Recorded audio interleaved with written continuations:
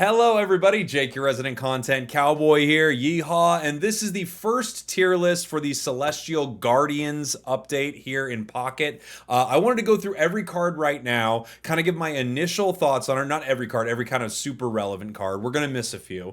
And I just want to give my thoughts on it now, and then in about 2 weeks, I want to update this with more information once I've played more, once the meta has developed more. But I thought this would be fun, and someone in the chat was mentioning the other day, it would be cool to do early impressions and then sort of revise those and take a look back at them as the set, continues to evolve. So let's take a look at our tier list here. We have our God tier where we're only going to put one Pokemon card. We're not freaking Norse around here. We've got our S tier. These cards I think are insanely powerful. We've got our A tier, very, very useful cards that you'll see a lot. We have our B tier.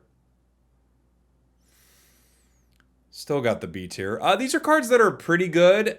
C tier, I'm gonna look C tier, aka the Charizard tier. These cards are situational. Doesn't mean they're bad. It just means I think you're gonna see them every once in a while in very specific decks. And then we have the Dragonite tier.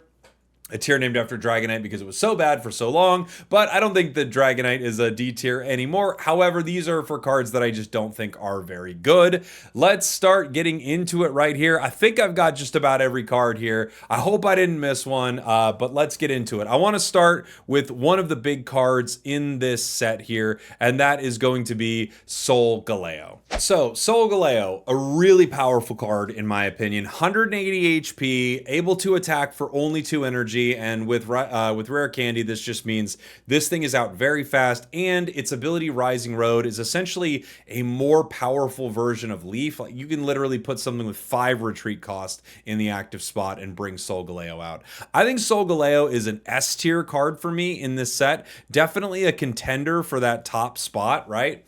The damage is solid. It powers insanely fast. And again, Rising Road not only gives you like the ability to switch as if it's Leaf, it's even better and you're not spending a card for it. Crazy, crazy strong card. I think it's going to be definitely a meta card. There will be some cards that counter it, but I think it's an S tier card for me. And I guess we should talk about the next big card in the set, and that would be Lunala. So we have the 2 packs here, right? Sun and Moon, we have Solgaleo, and we have Lunala. Lunala EX is interesting. I don't think this is a bad card. Right now, it feels like it's still finding its place in the meta, and I could imagine a scenario where this kind of sits around like decent, and then in a different set it might be insanely good. There are certain decks that I think will take obviously great use of this. Things with Giratina, things with Mewtwo spring to mind. When you have a lot of psychic energy and you need to move it around to powerful cards to get big time KOs, Lunala is great. It doesn't feel like it has the oomph that Solgaleo has. To me, this feels like a B tier card. Good, but not great. I'm excited to possibly see that change. Like, maybe I'm very wrong about Lunala, but I think it's a good card for sure. I just don't think it's like one of the most meta things in the game currently, but I would love to see some other decks be built around it. Let's take a look at Decidui right here. Decidui is the next card, EX, that I want to talk about. This one's interesting. I wasn't sure how valuable Decidui would be. I think Decidui for me, if I'm comparing it to Solgaleo and Lunala that we just kind of looked at, Decidui sits in between them for me. I think A is probably a fair place to put this card. Solid HP, low energy cost, really solid damage, and it essentially has an ability that doesn't require you to use Cyrus at all, which is Pierce the Pain. If you have damage on one of your opponent's Pokemon, they can be in the active spot, they can be in the bench, and you are able to snipe them and deal incredible damage to them. So I do think that Decidui is very good, and I think A is probably a fair place for it. It might get kind of boxed out by other cards as the set goes on. One thing that's interesting is we're seeing more and more decks that aren't only EX Pokemon. I feel like Decidui plays really well into a lot of EX Pokemon. It's really great into Darkrai, obviously. Just a little damage on anything in Decidui can help take it down. When it's got to get multiple points, it can be a little trickier, but I still think really solid card. The next EX I want to talk about is going to be Delmise. Delmise EX, 140 HP. It's a basic, which, I mean, a basic EX is powerful. 140 HP, not bad. Same thing as Darkrai, right? Anchor shot, 80 damage, and you corner your opponent so they can't retreat. I have to say, I feel like this card is not very good. My first take on it is this is not a good card. I do think some decks could be made with it, specifically maybe some cool grass decks. Maybe there's something in the future that makes this feel a little more viable. One of the toughest parts about this card is 3 energy. I think for me, that's like the hardest thing about it. If this was a 2 energy card, it might actually be really solid, especially like, let's say you were building Superior on the bench. You could literally attach 1 energy to Delmise and be swinging for 80 and they can't leave. I might be undervaluing this card, but hey, I'm happy to be wrong with this. I'm going to move Delmise here to our D tier. I just don't think it's that good. I might be wrong. This might be closer to a C tier, and hey, maybe I'm totally wrong, but I feel like Delmise is a pretty underwhelming card in this set so far. Next EX Pokemon we're going to look at is Incinor EX. Incinor EX feels good, like dang good. 180 HP. I think the exciting thing about this card is, of course, it's stage 1 and it's basic. Both can hurt itself, so you can activate the Scar Charged Smash pretty easily, where this is able to do 140 damage for 3 energy. And it attacks for a single energy, making plays with things like Rare Candy very viable, right? You can Rare Candy this, whether you're going turn 1 or turn 2. In fact, sometimes going turn 1 would be better, right? You can start attacking with a powerful EX Pokemon quickly and do pretty solid damage. 30 isn't amazing, but you burn, so outside of a few Pokemon, you're essentially doing 50 right here. Even if they have something like Rocky Helm or Poison Barb, that is helping you get to the place where your Scar Charge Smash will be able to do not only 80, but the additional 60 damage. I think this is a solid card. I'm going to put it in the A tier for now. This feels like a powerful fire card that is going to have its place in some fire decks where you can be really aggressive with this card and then power up something really strong.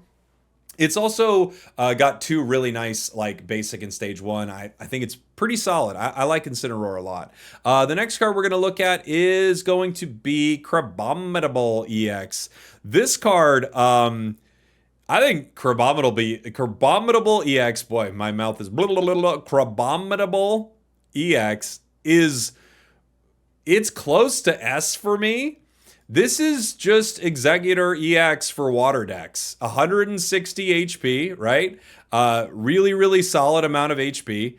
And it does 40, then it starts swinging for 80. So unlike Exeggutor, your first is always 40. But if this stays in the active spot, you're guaranteeing 80 damage every single time. I might be overvaluing it. But again, this one feels the closest to S out of all of the others. Like, out of all the A tier ones we've talked about so far. So 4? Okay. Yeah, I feel like this one's the closest to S for me. Maybe it's even there. Again, and 1 energy requirement, right? Which is just amazing. I also think its basic is not too bad. Crabrawler is decent, and it plays well into something like Oricoro, which we'll talk about in a little bit. Wishy Washy EX is next. Super fun. Not meta.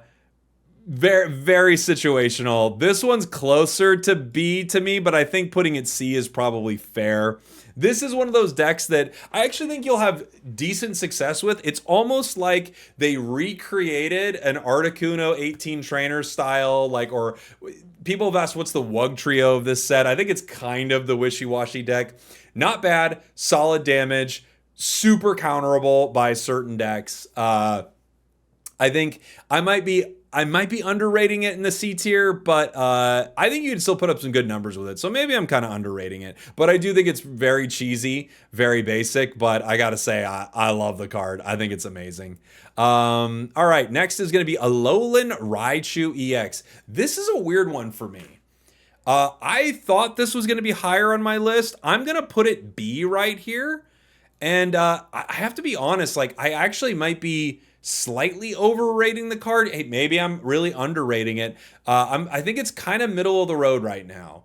It's super splashable, colorless, so there are a lot of situations where it can be good, and it can do a decent amount of damage for its energy. But every time I've kind of run into it, I feel like I've handled Alolan Raichu decks easier than I expected. So yeah, there could be some really cool combinations with this that move it out of B tier for me. It doesn't feel bad at all. It feels like a solid card, but not amazing. And I thought it would be a little bit better. I just, for whatever reason, it feels like, like certain cards you run into, like Incineroar, for a while you're not doing much damage to it because it doesn't have a lot of energy on it. Solgaleo doesn't have that much energy on it, right? And it's coming in, even with red, it cracks it and KOs it in one. Crabomidable has one, and then there are a lot of other cards that don't use a lot of energy right now. Like you've got Rampardos on the other side of the board, and you're weak to it. I don't know.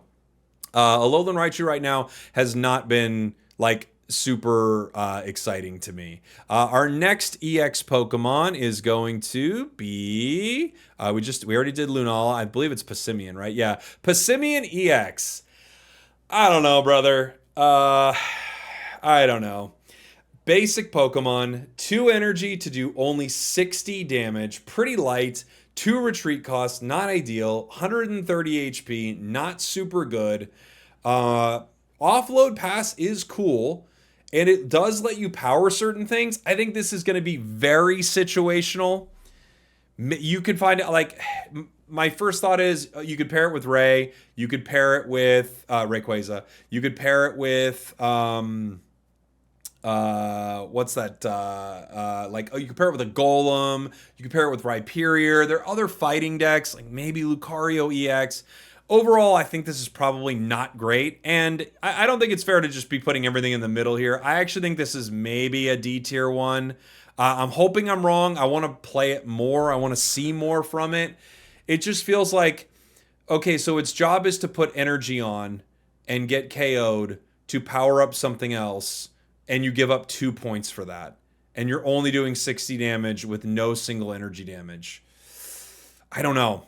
Feels rough. Yeah, I gotta say, feels a little rough. Next is gonna be Alolan Muk. Alolan Muk is not great. It's stage 1. 3 retreat, 160 HP, so the HP is not too bad. And Chemical Panic is a cool ability, or I shouldn't say ability, right? It's a cool effect that happens with its attack where it will randomly give a special condition to opponents. One cool thing about this is if they're poisoned, you add a different one. If they're already burned, sleep, etc. So you can make some cool decks with this where you're poisoning them with Grafaiai or putting them to sleep with Hypno, or, lots of different ways to. You have a poison Barb on you, so you've already poisoned them when they hit you. 3 energy is a lot. 80 damage is not that much. It's a stage 1, so you've already got to go through the hoop of finding the other card and evolving it. Doesn't benefit from rare candy, obviously. It only needs that one evolution. I don't know. This card also feels pretty underwhelming. I think it's cheesy and can be kind of fun. I'm going to put it in the C tier right here, but that might even be a little high. This doesn't feel particularly amazing, and it's so weird when they give like more status conditions in the game, and they're like, now there are more ways to get rid of status conditions. There's Big Malasada, and there's Comfey. Just, I don't know. Someone can retreat. So I think this is fun. And maybe not that good. It's kind of where I'm at with it. The next is going to be Rayquaza, and I don't think I have an image ready for Rayquaza right here. But Rayquaza EX is a 4 energy card that allows you to do Draco Meteor, so it's kind of like Dragonite, but you don't need to have the energy specifics on it.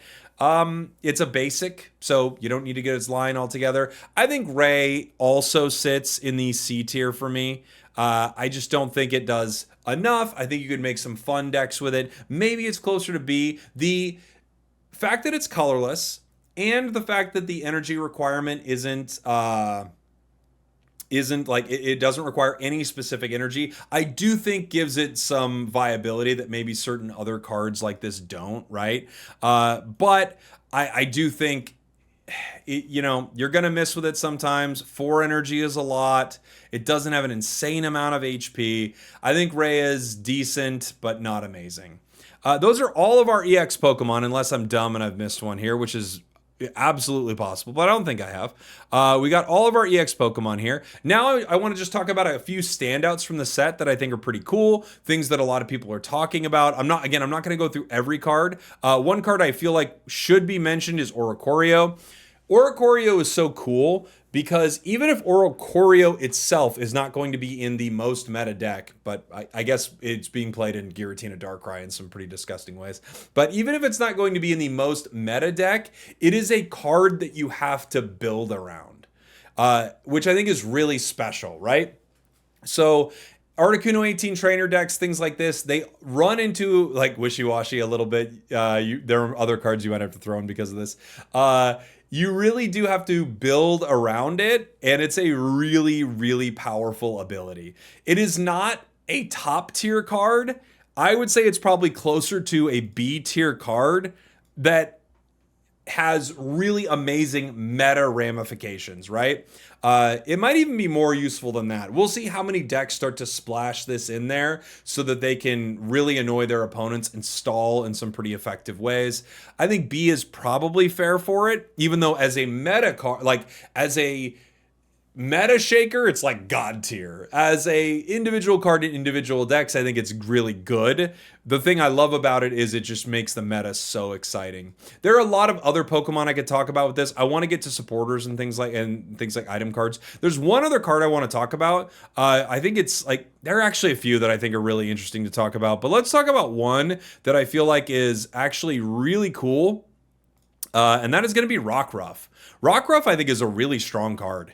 It's because of how it pairs with Lychenrock, but it's also because of how easy it is to take a card like this, start to dig through your deck with Signs of Evolution for your exact Evo. The one I'm thinking of is absolutely going to be the Lycanroc from the Lunala set, where you're able to attack with Bloodfang for possibly 100 damage with 2 energy. All the while, you guarantee you start with that basic and you can build fossils around it, right? So I think this combination is really cool. I feel like it's definitely a card that shakes up the meta in some exciting ways. I'm going to put it in the B tier right here. Might even be a little better than that. I just wanted to highlight this card because I think a lot of exciting decks are being built around it, especially fossil decks that all use fighting energy. So I did want to highlight this card because I do think it's pretty cool. There are a lot of cards I'm going to miss here. I wanted to mainly do the EXs and a few other cards I was excited about. Now let's start talking about some of the items in this set and some of the supporters. Big Malasada. I think this is maybe a little underrated, but it does feel like the problem with having a random special condition healed is we have a lot of ways to cure special conditions in the game, and sometimes you just fight through it and you know that Pokemon's going to go down. So I do think this is probably C. You might see more out of it. The more special conditions we are dealing with in the game, the more valuable Big Malasada is, for sure. Right now, I would say it's C. It's cool that it heals and it removes a condition, but you'd probably get more value out of something else. Fishing Net, really fun card, extremely specific. I can't put it in the D tier because it's good in the very specific couple of decks it's in. C is just like insanely situational like cards, and I think Fishing Net is perfect for this. It's necessary in the Wishy Washy deck, and I guess unless you want to run Celestic Town Elder, but why would you do that when you could run an item instead, right? Fishing Net, very important for a couple of decks, right? Rare Candy. Well, Rare Candy is clearly an S tier card. It is one of the most important cards in the entire set, completely changing the meta, setting up so many interesting combinations. Like I had people playing like basic Machamp earlier that they were running Rare Candy on. Rare Candy is one of the most exciting cards in the game, and for some people, it's been one of their most frustrating cards. I love it. I love all the different decks that people are making because of it. It does make the matches kind of wild sometimes. but you're all playing with the same tools, right? There isn't a rare candy combination where you go, well, you can't win if this one this one rare candy wins every game. Like, no, there are lots of rare candy combinations that are really strong. It's so incredibly good. Definitely one of the cards of the entire set.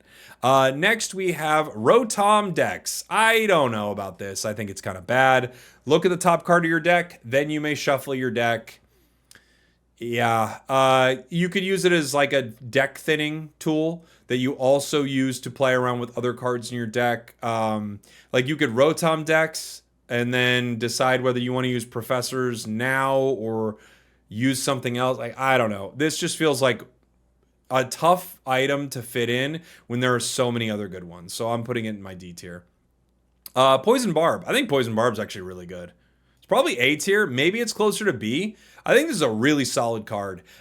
It not only will essentially deal damage to your opponents, punishing them for attacking you, but it opens up status conditions in many different ways that your opponents are going to have to deal with.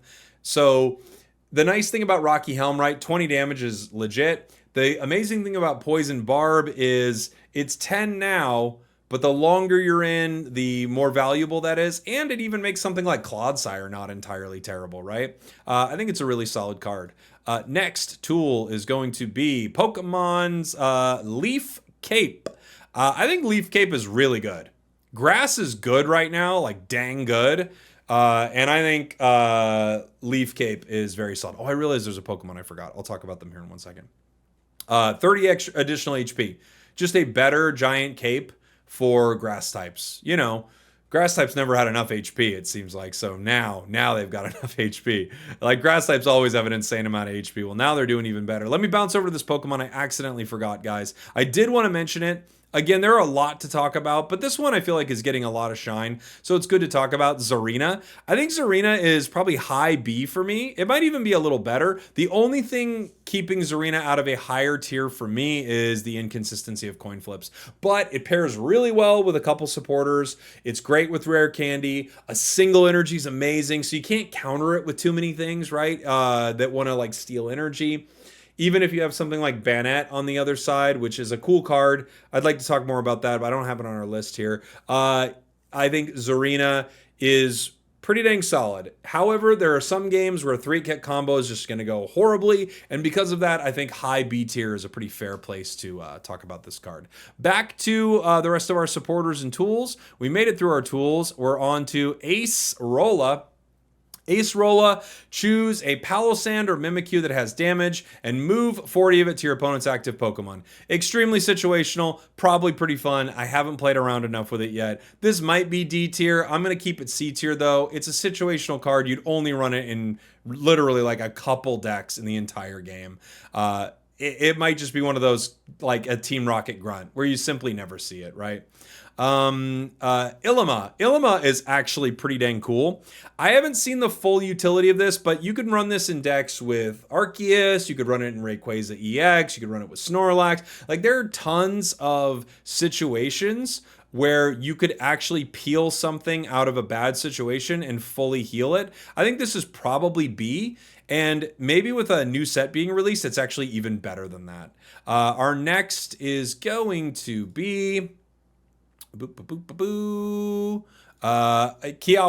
Kiawe is fine. Again, it's just like Acerola, right? It's very specific to Alolan, Marowak, and Tonator. I think Alolan Marowak's kind of bad. That's my initial take on it. Tonator, not too bad, though. I mean, 90 damage is pretty good, and this powers it for 2 turns, right? You just lose a turn the moment you use it, so you can't power and attack the same turn. But if you get Tonator turn 1 with Kiawe, when it's your next turn, turn 3, you're attacking with it. Pretty solid, but again, insanely situational. Next is going to be Guzma, aka the Guzman. This card's great. Discard all Pokemon tools attached. Like, this card ebbs and flows with how relevant tools are in the meta. Most decks I run into run something. You will find situations where it's just hard to slot this into certain decks, and I feel like this is one of those cards where it kind of reminds me of Mars, not in the exact same way of what it does, obviously, but it kind of reminds me of that because what this card is doing is you've got like 1 or 2 slots left in a deck, and then there's some like cards that you love to run, like personal preference. You really like to play around with these cards. I think this one is really solid. I'm gonna put it B. It might even be A. This might be closer to A. This is really close to me between B and A, right? I think this is a really good card, and again, it's even better when you're running into more and more tools. There's almost no games I've found where this card is useless. Some games way more useful than others, but there's almost no game where this is useless. It's just a really good card. I think low A is probably pretty fair for it. Lana, great card, ludicrously situational, only in an Araquanid deck. However, the card is awesome. So considering that Araquanid, I don't think is going to be the most meta card, I think this is I'm going to put the card in C tier. Maybe even I'll put it B. The card is ridiculous, but it's, requirements are also insanely specific. It's probably closer to a C tier. However, the effect of this card is ludicrous. Just being able to grab any Pokemon on the bench and bring it out, no matter what, that's crazy. All right, Sophocles. During this turn, attacks by Alolan Golem, Vikavolt, or Togedemaru do plus 30 damage to your opponent's active Pokemon. Crazy specific. I have not seen decks running any of these cards that have been doing super well. People have talked about some cool Vikavolt decks they've seen. I ran into a couple Togedemarus while we were playing. This card does not feel particularly relevant at all to me. I'm going to put it D, honestly. I don't think it's very good. I could be wrong. Maybe it ends up being cool. Doesn't feel like it. Yeah. Malo. Malo is another super situational one. I'm putting it C for that reason. However, it's really strong. Like paired with Zarena, this is a possible and you pair Zarena with a Leaf Cape. This is could be 150 plus heal. You heal all the damage and you remove the energy. Who cares when you remove energy from Zarena? Pretty dang powerful card. Again, insanely specific. And then we have Lily. Lily is probably the best supporter card in this set. I think Guzma is close. I think Lily's probably best. 60 HP to a stage 2 is very good. Maybe A is a little more fair. It has to be in a stage 2 deck, but dang if it is. 60 HP gets you past so many breakpoints. I'm going to say high A. I'm kind of keeping it with the other supporters here just for some visual clarity there. I'm going to say high A for that.